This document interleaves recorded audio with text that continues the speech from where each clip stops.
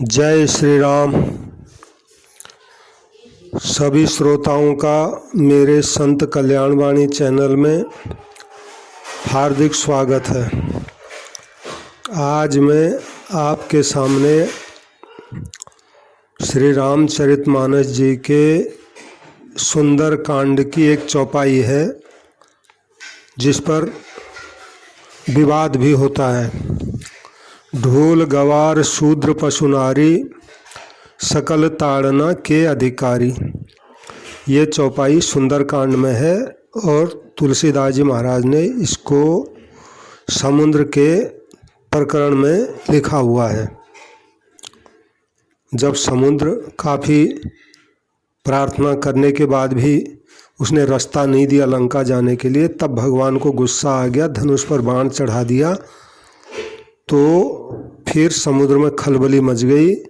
फिर समुद्र जो है भागा भागा आया और ये वचन खारे समुद्र के मुख से ही निकले हैं कि ढोल गवार शूद्र पशु नारी सकल ताड़ना के अधिकारी। तो इस विषय में इस चौपाई पे पूज्य स्वामी श्री रामसुखदास जी महाराज जी ने अपना प्रवचन एक दिया है, शंका समाधान की है, तो वो मैं आपके सामने रख रहा हूँ। तो महाराज जी का वचन है। महाराज जी कहते हैं, किसी ग्रंथ में लिखी हुई बात पर विचार करना हो तो पहले उस ग्रंथ को देखें। जिस प्रसंग में वह बात आई हो उसको पढ़ें और उसको समझें। एक बार मेरा एक कॉलेज में जाने का काम पड़ा तो अपने स्वभाववश मैंने कहा कि बोलो क्या सुनाऊं। तब एक पढ़ी लिखी महिला ने आकर कहा कि गोस्वामी जी ने नारी जाति की बड़ी निंदा की है और कहा है कि ढोल गवार शूद्र पशु नारी सकल ताड़ना के अधिकारी। तो ऐसा उस महिला ने कहा। तो मैंने पूछा कि ये चौपाई कहाँ लिखी है, तो उसने कहा कि रामायण में लिखी है। फिर पूछा कि रामायण में किस जगह लिखी है, तो कहा कि अयोध्या कांड में लिखी है।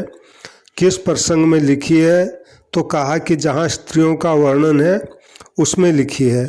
तब मैंने कहा कि देखो, तुम पढ़ी लिखी हो, ग्रेजुएट हो, पढ़े लिखे व्यक्ति को चाहिए कि वह कुछ बोले तो ठीक ढंग से बोले। कोई व्यक्ति अपनी प्रतिष्ठा रखना चाहे तो उसे सोच विचार कर बोलना चाहिए। बैठ सभा बिच मूडे बाहर बचन काट जे सोच विचार। आपकी कोई शंका हो तो पहले उस मूल ग्रंथ को देखें कि यह चौपाई कहाँ आती है, गोस्वामी जी ने किसके द्वारा कहलाई है, कौन बोलता है। कम से कम इतना विचार कर लें, फिर पीछे शंका करें। बिना विचार किए सीधे गोस्वामी जी पर कलंक लगाना कि उन्होंने नारी जाति पर आक्षेप किया है, यह बड़ी भारी भूल है। निज अज्ञान राम पर धरहीं। यदि पुरुष जाति स्त्री जाति पर आक्षेप करती है अथवा स्त्री जाति पुरुष जाति पर आक्षेप करती है तो वे दोनों ही बेईमान हैं। अपनी जाति को बढ़िया बताना, दूसरी जाति को खराब बताना, ये मनुष्यता नहीं है। गोस्वामी जी सीता जी के चरणों की वंदना करते हैं कि जनक सुता जग जननी जानकी अतिशय प्रिय करुणा निधान की ताके जुगपद कमल मनाऊं जासु कृपा निर्मलमति पाऊं। बालकांड की चौपाई है। तो वे स्त्री जाति की निंदा कैसे कर सकते हैं? भला आदमी दूसरे की निंदा नहीं कर सकता, प्रत्युत अपनी निंदा कर सकता है कि भाई हम तो ऐसे हैं। पार्वती जी शंकर जी से कहती हैं कि जासु भवन सुर तरु तरु होई सही के दरिद्र जनित दुख सोई शशि भूषण अस हृदय विचारी हरहु नाथ मम मति भ्रम भारी। यद्यपि जोशिता नहीं अधिकारी दासी मन क्रम बचन तुम्हारी गूढ़ तत्व न साधु दुरावहीं आरत अधिकारी जहाँ पावहीं अति आरति पूछऊं सुरराया, रघुपति कथा कहूं करि दाया। ये चौपाइयाँ भी बालकांड की हैं। तो महाराज जी कहते हैं माता पार्वती जी के शब्दों में कितनी विनम्रता है। उन्होंने अपने को ऊंचा नहीं बताया है। भला आदमी कभी अपने को ऊंचा और दूसरे को नीचा नहीं बताएगा। यदि ब्राह्मण भला आदमी हो तो वह कभी भी क्षत्रिय वैश्य शूद्र पर आक्षेप नहीं करेगा। यदि शूद्र भला आदमी हो तो वह कभी ब्राह्मण पर आक्षेप नहीं करेगा। आज जो दूसरों पर आक्षेप करते हैं, ब्राह्मणों पर आक्षेप करते हैं, साधुओं पर आक्षेप करते हैं, वो स्वयं कैसे आदमी हैं आप सोच लें। वे भले आदमी नहीं हो सकते। व्यक्तियों में सभी तरह के व्यक्ति होते हैं।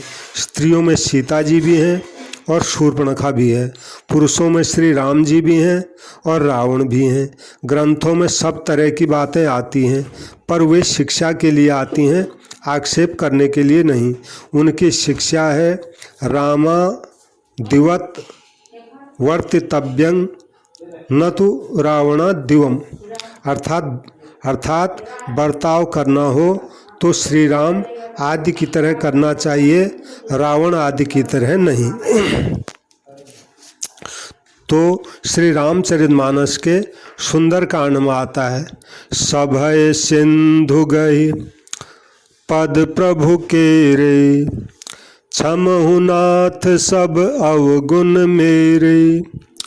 गगन शरीर गगन समीर अनल जल धरनी, इन कई नाथ सहज जड़ करनी। तव प्रेरित माया उपजाए, सृष्टि हेतु सब ग्रंथ निगाए। प्रभु आय सुजेहि कहाँ जस अहि, सोते भांति रह सुख लहै। प्रभु भल कीन मोहि सिख दीनी, मर्यादा पुण्य तुम्हारे कीनी। ढोल गंवार शूद्र पशु नारी, सकल ताड़ना के अधिकारी। तो ये सुंदरकांड के 59वें दोहे के पहले से लेके 6 नंबर तक की चौपाइयाँ हैं। तो महाराज जी कहते हैं यह बात समुद्र कह रहा है। समुद्र मनुष्य रूप से भगवान राम जी के सामने आता है और क्षमा मांगता है। वह कहता है कि हे नाथ, आकाश वायु अग्नि जल और पृथ्वी ये पांचों ही जड़ हैं। जल होने से मैं भी जड़ स्वभाव हूँ। सृष्टि के लिए आपने ही इन पांचों को उत्पन्न किया है। जिसके लिए प्रभु आपकी जैसी आज्ञा दी गई है वह उसी के अनुसार अपनी मर्यादा में रहने से सुख पाता है। प्रभु आपने अच्छा किया जो मुझे शिक्षा दी, परंतु मर्यादा भी आपकी ही बनाई हुई है। ढोल गवार शूद्र पशु और नारी ये सब ताड़ना अर्थात शिक्षा के अधिकारी हैं। तो समुद्र कहता है मर्यादा पुण्य तुम्हारी कीन्ही, अर्थात जिस मर्यादा में हम रहते हैं वह आपकी ही बनाई हुई है। अतः इसमें हमारा दोष कहाँ हुआ? दोष तो आपका ही हुआ। फिर कहा कि ढोल गवार शूद्र पशु नारी सकल ताड़ना के अधिकारी। अब ताड़ना शब्द पर विचार करना है कि इसका क्या अर्थ है। समुद्र ने जो कहा कि प्रभु भल कीन मोहि सिख दीनी, अर्थात प्रभु ने अच्छा किया कि मुझे शिक्षा दी। तो इस प्रसंग से पता चलता है कि ताड़ना नाम शिक्षा का है। चाणक्य नीति में आता है लालयेत 5 वर्षाणि 10 वर्षाणि ताड़येत, प्राप्ते तो 16 वर्षे पुत्रे मित्र वदाचरेत। यदि बालक को 5वें वर्ष से मारने लगे तो बेचारा 10 वर्ष पूरे होने से पहले ही मर जाएगा। अतः ताड़ना शब्द का अर्थ मारना नहीं है, प्रत्युत शिक्षा देना है। इसमें एक मार्मिक बात है कि ढोल गवार शूद्र पशु और नारी ये सब शिक्षा के अधिकारी हैं। अतः यदि इन्हें ठीक शिक्षा नहीं मिलती तो दोष इनका नहीं होता, प्रत्युत शिक्षा देने वाले का होता है। ढोल ठीक तरह से नहीं बोल रहा है तो ढोल का दोष नहीं है, बजाने वाले का दोष है। गवार ठीक नहीं है तो वह जिसके पास रहा है उस शिक्षक का दोष है। शूद्र ठीक नहीं है तो ब्राह्मण, क्षत्रिय और वैश्यों का दोष है। परंतु पशु ठीक नहीं है तो उसे शिक्षा देने वाले का दोष है। बैल, घोड़ा, ऊंट आदि को शिक्षित करते हुए उनमें कोई दोष आ जाए, खराबी आ जाए तो वह उम्र भर ठीक नहीं होता। ऐसे स्त्री ठीक नहीं है तो उसके माता पिता, पति का दोष है। तात्पर्य यह है कि ये सब शिक्षा के अधिकारी हैं। अधिकारी को शिक्षा न मिले तो शिक्षा देने वाले का दोष है। मैंने समाज में देखा है कि कोई लड़की विवाह होने पर ससुराल में आती है और उसे ठीक तरह से काम करना नहीं आता तो कहते हैं कि इसे माँ ने सिखाया नहीं है। काम तो लड़की नहीं करती पर बदनामी होती है माँ की। अतः दोष माँ का हुआ। लड़की का क्या दोष है। अतः ढोल, गवार, शूद्र, पशु और नारी ये सब शिक्षा के अधिकारी हैं। अब इन्हें शिक्षा न मिले तो इनका दोष कैसे हुआ। परंतु इस बात को न समझने वाले बुद्धिहीन लोग कहते हैं कि इस चौपाई में नारी जाति की निंदा की गई है, अतः इससे नारी शब्द को हटा दो और लिख दो कि ढोल, गवार, शूद्र, पशुचारी सकल ताड़ना के अधिकारी। बुद्धि तो खुद में नहीं है, दोष दूसरे पर धरते हैं। यदि नारी की जगह चारी शब्द ले लें तो फिर सकल शब्द गलत हो जाएगा। जो बात हमारे मन के अनुकूल न हो उसे पुस्तक में बदल दो, उसे काट कर दूसरी बात लिख दो। यह बहुत अपराध की बात है। यह गोस्वामी जी महाराज की वाणी की हत्या करना है। बारीकी से देखा जाए तो वाणी की हत्या मनुष्य की हत्या से भी अधिक बड़ा पाप है। जो बात समझ में न आए उसे गलत बताना बुद्धि का अजीर्ण है। बात पसंद न आए तो पुस्तक को बदल दो, गुरु पसंद न आए तो गुरु को बदल दो। यदि ऐसी बात रहेगी तो फिर आप शिक्षा किससे लेंगे, समझदार कैसे बनेंगे। आपको तो उनके अनुकूल बनना है, न कि उन्हें बदलना है। आजकल का ज़माना बहुत विचित्र है। जो बात अपनी समझ में न आए उसे गलत कह देंगे। थोड़ी सी कृपा करें, कम से कम उस बात को समझने की चेष्टा तो करें। परंतु बुद्धि का अजीर्ण हो गया। अपने में इतनी बुद्धि मान ली कि अब उसमें खाली जगह रही ही नहीं। एक बार कोई भाई मुझसे बात करने लगा तो मैंने कहा कि देख भाई, हम दोनों पंडित हैं। तेरे मन में तू पंडित है और मेरे मन में मैं पंडित हूँ। तेरी बात मैं नहीं सुनता और मेरी बात तू नहीं सुनता। न तुझे मुझसे सीखना है न मुझे तुझसे सीखना है। दो पत्थर आपस में टकराएंगे तो भीतर से चिंगारी ही निकलेगी। दो पंडित आपस में लड़ेंगे तो क्या इसमें कोई शांति मिलेगी। कोई तो शिष्य होना चाहिए, कोई तो नम्र होना चाहिए। घड़ा कुछ तो खाली होना चाहिए। भरे हुए घड़े में और कैसे भरा जाएगा। कुछ खाली जगह होगी तो कुछ न कुछ और बात मिलेगी। तो ताड़ना शब्द का अर्थ है शिक्षा।